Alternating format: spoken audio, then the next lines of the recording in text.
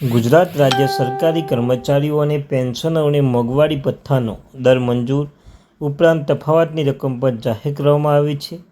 તો મિત્રો નમસ્કાર મિત્રો, સ્વાગત છે તમારું આપ સૌની સિયારી ચેનલ ગુજરાતી સાહિત્ય વિથ નિકુંજ યુટ્યુબ ચેનલમાં હું નિકુંજ પર આપ સૌનું તૈયારી સ્વાગત કરું છું। તો મિત્રો વિડીયો શરૂ કરતાં પહેલાં જો વોટ્સઅપ ચેનલ ટેલિગ્રામ બંને બનાવે છે લિંક ડિસ્કશન મૂકું છું, મિત્રો અવશ્ય જોઈન થઈ જજો। તમને ચેનલ પર સરકારી કર્મચારી, નિવૃત્ત કર્મચારી, પેન્શન ધારકો બાબતે હરેક અપડેટ મળતી રહેશે। ચાલો મિત્રો વધારે સમય ન બગાડતા વિડીયોની શરૂઆત કરું છું। તો મિત્રો ગુજરાત રાજ્ય સરકારી કર્મચારીઓના પેન્શન અને મોંઘવારી ભથ્થામાં દર મંજૂર ઉપરાંત તફાવતની રકમ પણ જાહેર કરવામાં આવી છે। તો મિત્રો ગુજરાત સરકારના નાણાં વિભાગના ઠરાવમાં જણાવ્યા મુજબ તારીખ 1/7/2023થી સરકારી કર્મચારી મળવાપાત્ર મોંઘવારી ભથ્થામાં દરમાં સુધારા બાબત પરિપત્ર જાહેર કરવામાં આવ્યો છે। ગુજરાત રાજ્ય સરકારના કર્મચારીઓ તેમજ પેન્શન લાગુ પડે છે તે મુજબ મોંઘવારી ભથ્થામાં દર મંજૂર કરવાનું ઠરાવવામાં આવ્યું છે। તો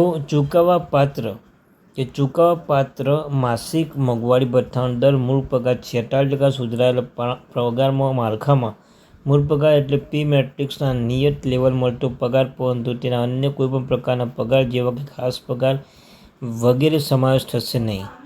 મોંઘવારી ભથ્થામાં મળતરનો વિશિષ્ટ તત્વ તરીકે ગુજરાત રાજ્ય સેવા પગાર સુધારા નિયમ 2002ના નિયમ 953ના પરિપ્રેક્ષ પગાર તરીકે ગણવામાં રહેશે નહીં।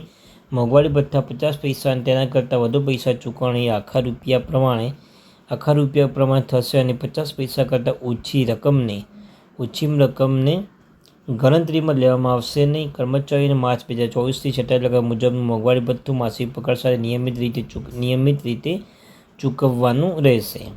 કર્મચારીના કિસ્સામાં 1/7/2023થી એપ્રિલ 2024થી મળવાપાત્ર મોંઘવારી ભથ્થામાં રકમ 3 હપ્તાના ચોક્કસ ચૂકવવામાં રહેશે। પ્રથમ હપ્તો જુલાઈ 2023થી સપ્ટેમ્બર 2023, માર્ચમાં પગાર પેડ એન્ડ એપ્રિલ સાથે, બીજો હપ્તો ઓક્ટોબર 2023થી ડિસેમ્બર 2023 અને એપ્રિલમાં સાથે મિત્રો જે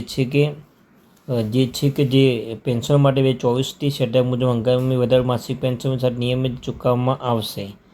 જે 16/8/2016ના ઠરાવની જોગવાઈ અનુસાર છઠ્ઠા પગાર પંચ મુજબની સ્થગિત કરેલ ભથ્થાઓ પૈકીના ભથ્થાના દરમાં સુધારેલા વધારો કરવા પરિપત્ર કરવામાં આવેલો છે।